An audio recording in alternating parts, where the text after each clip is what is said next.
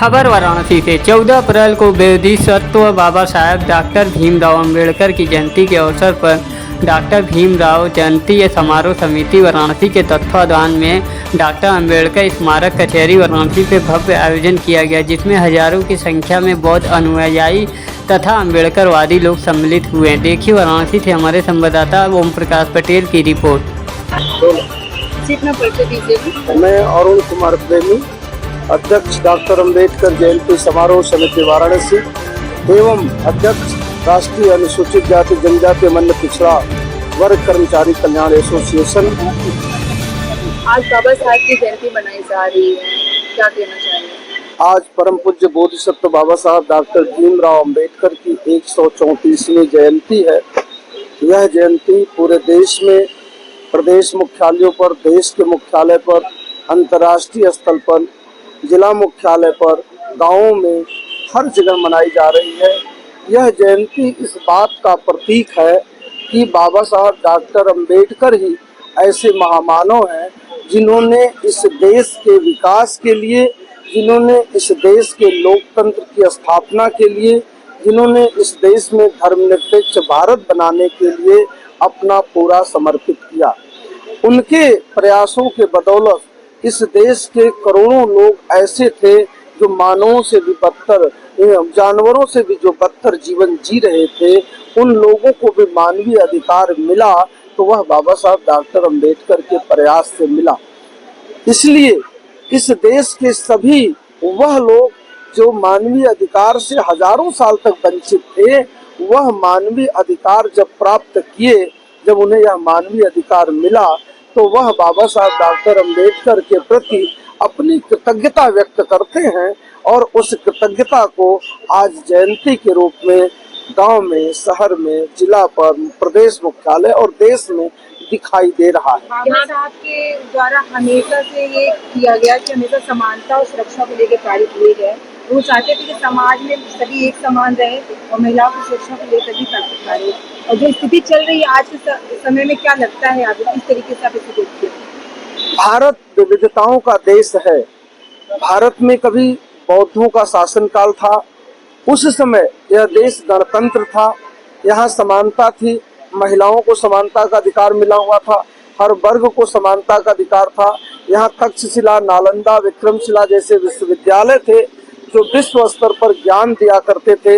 लेकिन बाद में बौद्धों के शासन के उपरांत इस देश में जब हिंदुओं का शासन हुआ, राजपूतों का शासन हुआ, तब उन्होंने एक वर्ण व्यवस्था लागू किया और उस वर्ण व्यवस्था की व्यवस्था ये रही कि वह वर्ण व्यवस्था क्रमिक गैर बराबरी पर आधारित है। उसमें एक वर्ग को पढ़ने और पढ़ाने का अधिकार दिया गया, एक वर्ग को लड़ने का, देश की सुरक्षा का काम दिया गया, एक वर्ग को व्यापार और कृषि का कार्य दिया गया, एक वर्ग। ये क्या कहना चाहेंगे? पहले तो आप सबको धन्यवाद, पूरे चैनल को धन्यवाद। मैं बुद्ध मित्र मुसाफिर, राष्ट्रीय अध्यक्ष अखिल भारतीय अनुसूचित जाति जनजाति कर्मचारी कल्याण एसोसिएशन। आज इस जयंती के अवसर पर जो एक प्रश्न आया कि महिलाएं जो असुरक्षित हैं, इस पर आप लोग क्या कहना चाहेंगे? सवाल यहाँ से शुरू होता है कि महिलाएं असुरक्षित ही क्यों, कोई असुरक्षा में रहता ही क्यों?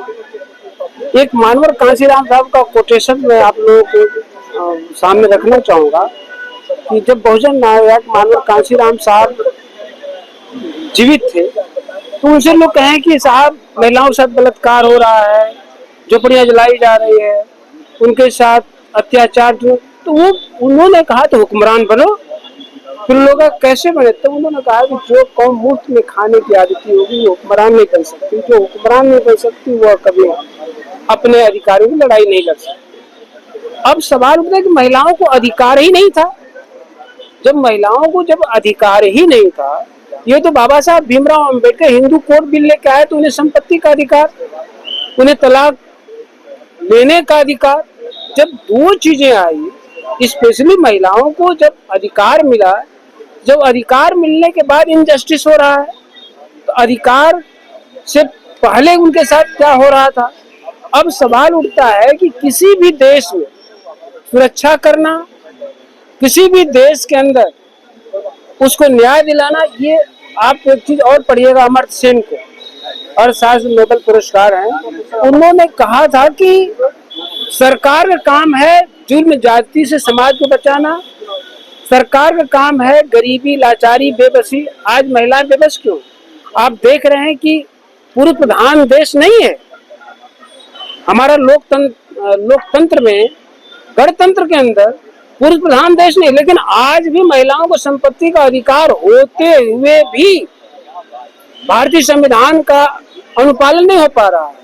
और जिस दिन भारतीय संविधान का अनुपालन अपना स्वतः भी लोग करने लगे, कोई पेरेंट अपनी लड़की को अधिकार संपन्न नहीं कर रहा है। अभी लड़कों के में अंदर देखिए प्रॉपर्टी का जो शेयर है लड़कों में बांट दिया, चाहे 5 लड़के हो, 3 लड़के हो, 2 लड़के हो, लेकिन एक लड़के को हिस्सा ही नहीं देते। और जिसको आप अपना एक माँ बाप अपनी हिस्सेदारी ना दे सके, वो अपनी लड़कियों को फिर भी कहे कि हमारी लड़की के साथ इनजस्टिस हो, तो खुद इनजस्टिस कर रहा है खुद। इसलिए मैं आपके चैनल के माध्यम से यही कहना चाहता हूँ, यदि बाबा साहब अम्बेडकर को समझता है, यदि भारतीय संविधान पर थोड़ा सा विश्वास करता है, तो ऐसे लोगों को अपनी बेटियों को संपत्ति का अधिकार दे दो। जब संपत्ति का अधिकार आ जाएगा तो अपनी सुरक्षा वो करने के लिए सक्षम हो जाएंगे। Thank you. नमो बुद्धाय। जय हिंद।